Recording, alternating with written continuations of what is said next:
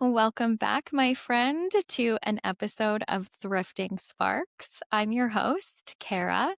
And today I wanted to kind of peel the curtain back a little bit on what creating a podcast has kind of been like, what has gone on behind the scenes, the process, all of it. I just really kind of wanted to share things that I'm learning because there are so many things that are taking me by surprise that maybe you would be curious or interested to know about. So that's what we're going to talk about today. A little bit of like behind the scenes of Thrifting Sparks, what's going into it, all of that fun stuff. So now when I first decided I wanted to do a podcast, I planned on just having it be audio only. And it was after discussing it with some of my friends that one of my girlfriends said to me, like, I don't actually listen to podcasts if they don't have a video. And I was like, well, damn, if she feels like that, guaranteed other people feel like that too. So then I nixed what I was doing and I was like, okay, well, let's do video. Then I started overcomplicating my backdrop, the camera I was going to use, how I was going to record it. Everything needed to look really high level and it felt so overwhelming. And then I decided to just take a step back because in therapy, I am learning that not everything that I do needs to be perfect. There might be people that pick things apart, but I don't have to be one of those people to myself. And that was kind of my way of giving myself permission to just get started and create it, even if it's imperfect. Like, done is better than perfect. So that's what brought me to, I'm now using a platform called Riverside. So what was happening behind the scenes is if you want to record 30 minutes of video and you want to record that in really high quality, you're talking a couple gigs of data, of space, of storage. Then I'd have to upload it onto my computer. You need to open it in order to edit it. Holy moly, it was a beast. So now I'm using Riverside. It's been so much easier so far. I'm very grateful. Essentially what it is it's a cloud storage software and editing podcast software all in one.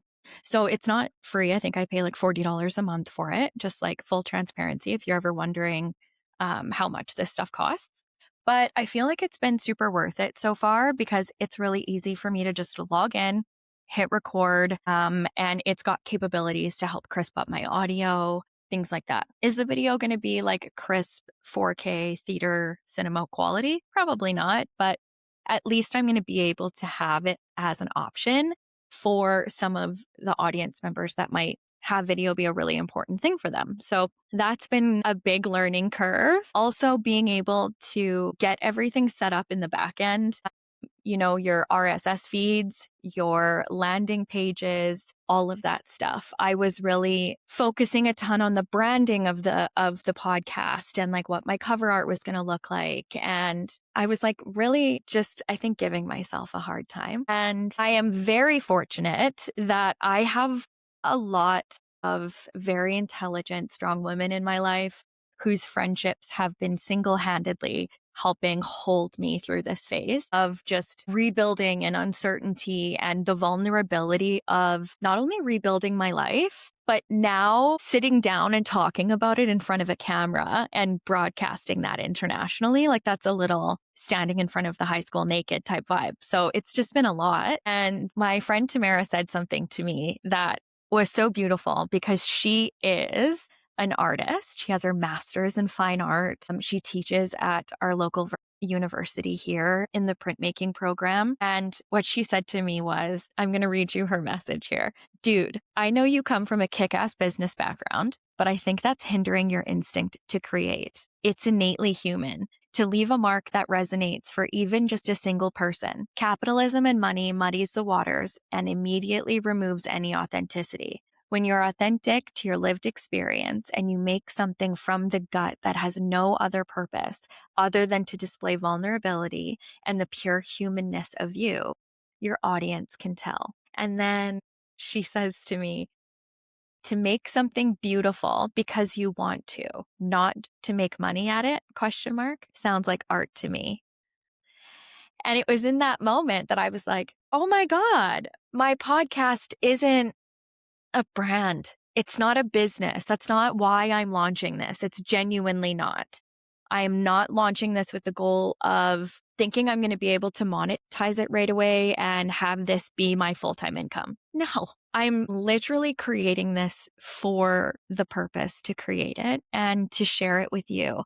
And so when my girlfriend reminded me that this is art, it, I think, just took a little bit of the pressure off of it. I don't need to look at this through the lens of capitalism, through the lens of being able to be like, all right, well, what's the customer journey? What are our KPI analytics? Are we going to be able to lead generation, capture their email, upsell them, add blah, blah, blah. Like that was my past. That's my business brain. But that's where I think I was struggling with this project it was so vulnerable and it was so raw. And I would sit down and I would talk about these things that I had gone through. And then I would go lay down with an emotional hangover and I had to come back and edit it. And I was like, this is a lot. So I'm just kind of giving myself permission to chill the hell out, step back, just peel the curtain, just like slowly let you into my life. And, because again, this isn't a business. This is connection. This is building community and a safe space. And if I'm not transparent and if I'm not vulnerable, I know you're going to see right through that shit.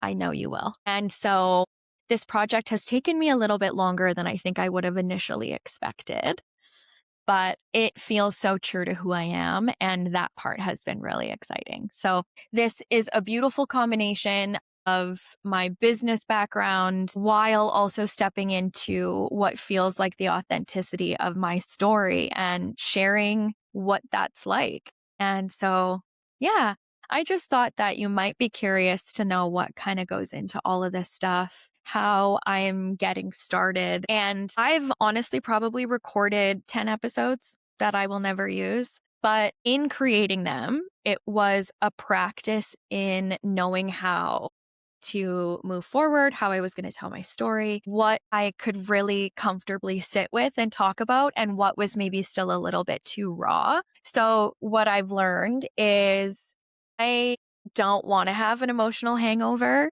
when I'm done recording a podcast episode, because I don't want there to be almost like a negative association with this podcast. It's supposed to be such a warm, beautiful, fun space. And so I've figured out now that in moving forward, what I will do is if I can discuss something without it kind of eliciting a really intense emotional reaction out of myself, then I know I'm ready to talk about it. Whereas if I still get like sweaty hands and like I feel the anxiety bubbling out of my body, as much as I'm like, that would make for great art, I just don't want to put myself in that position, because I realized that I had triggered myself in some of my earlier recordings, talking about things that I hadn't fully healed through yet, and bringing them back up and feeling those emotions was more harmful than helpful for where I am right now. So that's kind of how I'm going to balance what I talk about versus what might need to wait a little bit of time. You might not know this about me, but I do have some things going on in my personal life in the background that are just,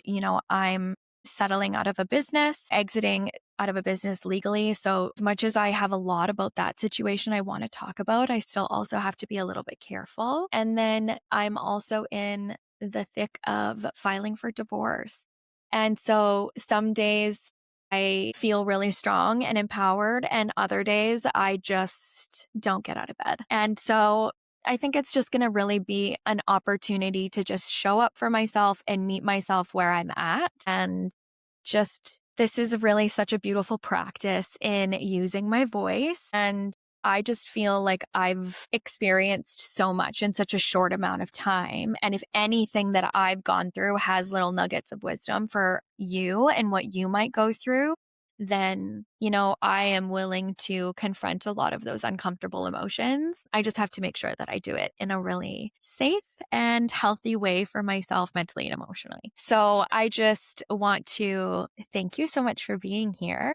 If you haven't already, please make sure you've subscribed to the podcast. I'm also going to be ensuring that Thrifting Sparks is going to be on every single platform. So wherever you would like to listen, whether that is on Apple Podcasts, Spotify, YouTube, we're going to shoot our shot. We're going to put ourselves out there.